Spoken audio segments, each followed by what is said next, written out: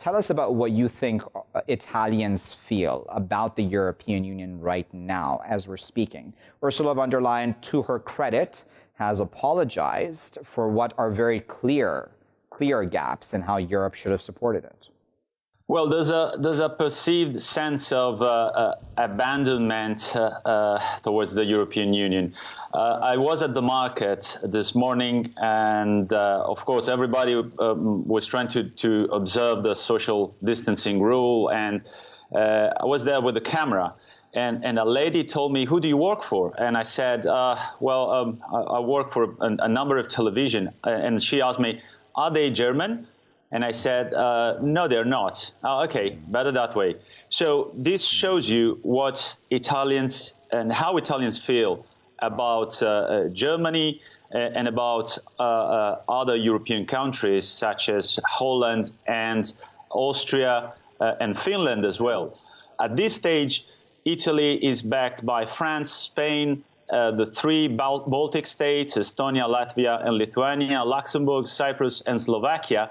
And they all they are calling on the European institution to introduce recovery bonds or corona bonds. Yeah. But the idea of sharing the debt is resisted by wealthy countries such as Germany, Austria, and the Netherlands. And this, of course, is causing a uproar among Italians. I must say that I find these narratives that oversimplify reality very damaging, even by the press, because it is true. I mean, we shouldn't have these fiscal saints versus fiscal sinners sort of narrative that we witnessed during the financial crisis since 2008. I think this is very damaging. But also this narrative that's been pushed that the European Union is not helping Italy.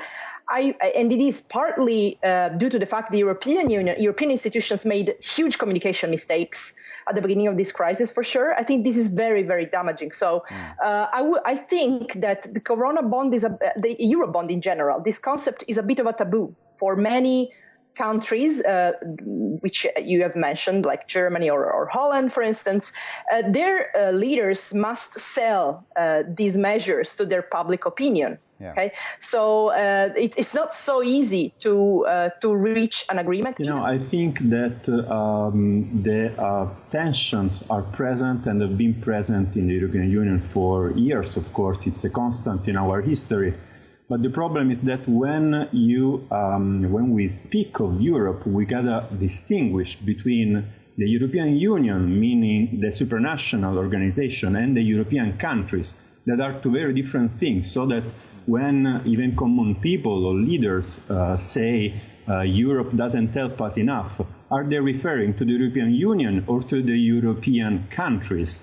Actually, the European Union is not a federation of states.